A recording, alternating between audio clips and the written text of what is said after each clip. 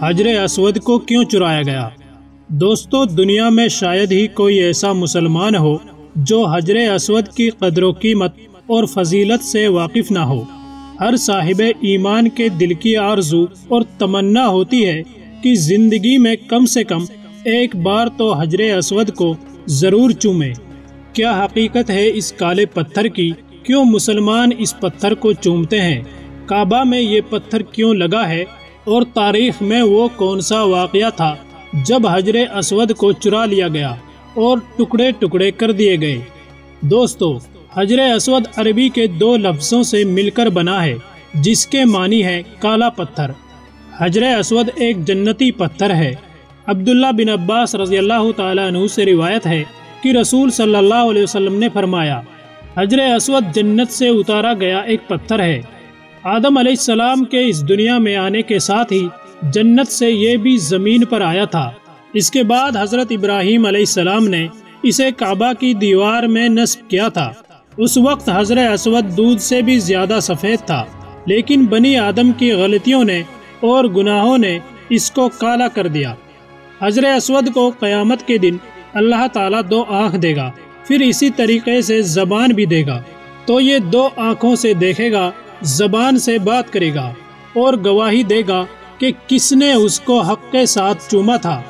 عبداللہ بن عمر بن عاص رضی اللہ تعالیٰ عنہ سے روایت ہے، انہوں نے رسول اکرم صلی اللہ علیہ وسلم کو فرماتے ہوئے سنا کہ حجر اسود اور مقام ابراہیم یہ دو جنتی یاقوت ہیں، یعنی موتی ہیں۔ اللہ تعالیٰ نے دونوں کی روشنی کو ختم کر دیا ہے۔ اگر دونوں روشن ہوتے تو پوری دنیا روشن ہو جاتی۔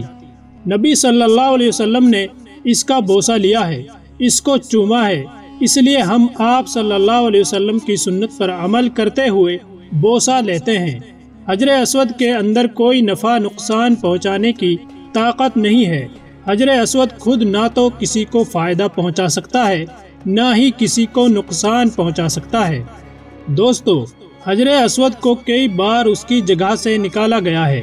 نبی صلی اللہ علیہ وسلم کے دور میں جب آپ 35 برس کے تھے، ظہور نبوت سے پہلے ایک بار مکہ میں اتنا تیز سیلاب آیا کہ کعبہ کی دیواروں کو بہت نقصان پہنچا۔ مکہ کے قبیلوں نے مل کر کعبہ کی مرمت تو کرا دی، مگر جب حجر اسود کو کعبہ کی دیوار میں نصب کرنے کی باری آئی تو سارے قبیلے آپس میں جھگڑ پڑے۔ ہر قبیلے کی یہ خواہش تھی کہ یہ بابرکت سعادت اسے ہی نصیب ہو۔ قریب تھا کہ وہ لوگ آپس میں لڑ پڑتے، لیکن پھر ان کے باشعور لوگوں کی رائے سے طے ہوا کہ کل جو بھی شخص سب سے پہلے حرم میں داخل ہوگا اسی کا فیصلہ مانا جائے گا۔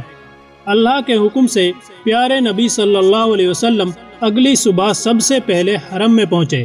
آپ کو دیکھتے ہی سب بول اٹھے، دیکھو صادق آ گیا، دیکھو امین آ گیا، یعنی سچا اور ایماندار شخص آ گیا۔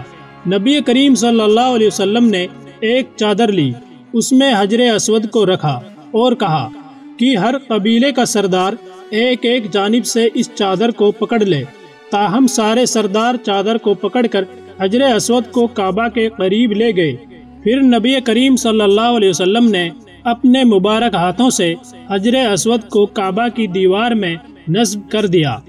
عبداللہ بن زبیر رضی اللہ تعالیٰ عنہ نے سب سے پہلے حجر اسود پر چاندی کا کور بنوایا تھا، اور اس کے بعد سے آج تک یہ رواج قائم ہے۔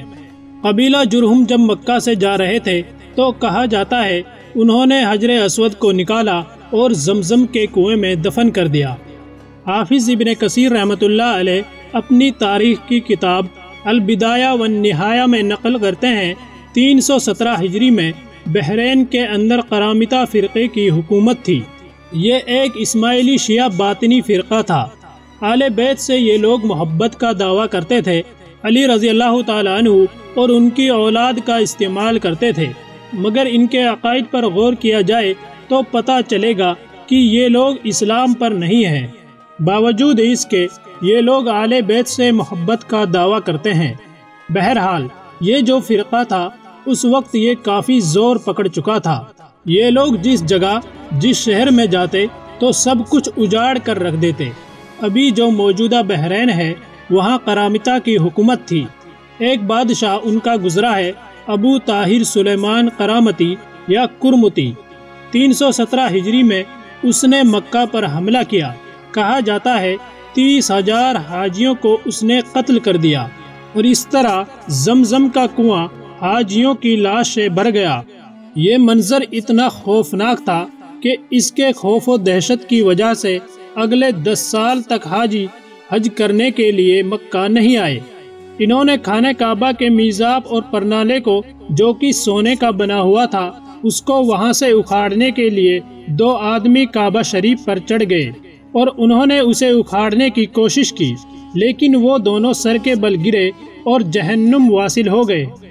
دروازے کو توڑنے کی کوشش کی گئی، بیت اللہ کا غلاف اتار لیا گیا۔ مقام ابراہیم پر قبضہ جمانا چاہا، لیکن مقام ابراہیم تو محفوظ رہا، کیونکہ اس کو وہاں کے گارڈ اور خدمتگاروں نے پہاڑ میں لے جا کر چھپا کے رکھ دیا۔ وہ وہاں تک پہنچ نہیں سکے۔ لیکن عصر کے وقت جعفر بن حلاج نے حجر اسود کو اکھاڑ لیا اور اپنے ساتھ ہجر کے مقام، جو آج موجودہ بحرین ہے، لے گئے۔ حافظ ابن کثیر نے نقل کیا ہے کہ 22 سال تک خانہ کعبہ بیت اللہ بغیر حجر اسود کے رہا۔ علامہ سیوطی بیان کرتے ہیں کہ جس وقت حجر اسود کو نکال کر بحرین کی طرف لے جایا جا رہا تھا تو 40 اونٹ مر گئے، یعنی جیسے ہی حجر اسود کو ایک اونٹ پر رکھا جاتا تو کچھ دیر بعد وہ اونٹ مر جاتا، اور اس طرح بحرین پہنچتے پہنچتے 40 اونٹ مر گئے تھے۔ بحرین پہنچ کر قرامطہ نے حجر اسود کے ٹکڑے ٹکڑے کر دیے تھے۔ اس کے بعد مسلم لیڈروں، بادشاہوں اور دوسرے لوگوں نے بہت کوشش کی کہ کسی طریقے سے حجر اسود مل جائے اور اسے لا کر بیت اللہ شریف میں لگا دیا جائے، لیکن قرامطہ نے دینے سے صاف منع کر دیا۔ 339 ہجری میں بلا آخر ایک بادشاہ مقتدر باللہ، جو عباسی خلیفہ تھے، ان کا قرامتیوں کے ساتھ معاہدہ ہوا تو 30,000 دینار پر بحرین کا حاکم ابو طاہر قرامتی حجر اسود کو دینے پر راضی ہو گیا۔ اس کے بعد جب حجر اسود کو وہاں سے لایا گیا تو وہاں کیا واقعہ پیش آیا، اس کے حوالے سے علامہ سیوطی سے نقل کیا جاتا ہے کہ جب شیخ عبداللہ بحرین پہنچے تو وہاں کے بادشاہ ابو طاہر قرامتی نے ایک مجلس منعقد کی اور اس کے بعد آزمائش کے لیے دیکھا کہ شیخ عبداللہ اصلی حجر اسود کو پہچان پاتے ہیں کہ نہیں پہچان پاتے۔ چنانچہ ایک پتھر لایا گیا، غلاف کے اندر تھا، اس کے اندر سے خوشبو آ رہی تھی۔ شیخ سے کہا گیا کہ لیجئے، یہ آپ کا حجر اسود ہے، لے جائیے۔ شیخ محدث عبداللہ نے کہا کہ نہیں، ایسے ہی نہیں لے جاؤں گا، کیونکہ میں اپنے حجر اسود کو جانتا ہوں، اور حجر اسود کی 2 نشانی ہیں۔ پہلی یہ کہ وہ پانی میں نہیں ڈوبتا، دوسری نشانی یہ کہ وہ آگ میں نہیں جل سکتا، بلکہ آگ میں وہ ٹھنڈا ہی رہے گا۔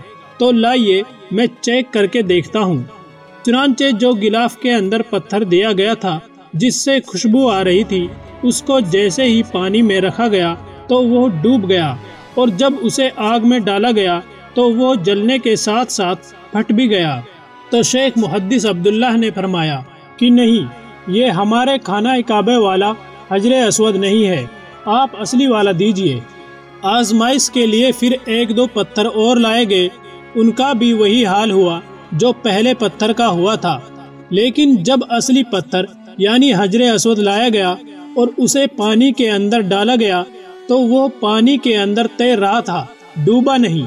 پھر اسی طریقے سے جب اسے آگ میں ڈالا گیا وہ جلا نہیں اور ٹھنڈا ہی رہا۔ پھر اس کے بعد حجر اسود کو بحرین سے مکہ لے جانے کے لیے ایک دبلی پتلی اونٹنی ہی مل سکی، لیکن جب حجر اسود کو اس اونٹنی کی پیٹھ پر رکھا گیا تو وہ بہت تیزی کے ساتھ خانہ کعبہ تک مکہ پہنچ گئی۔ پھر حجر اسود کے ان ٹکڑوں کو خانہ کعبہ میں لگا دیا گیا۔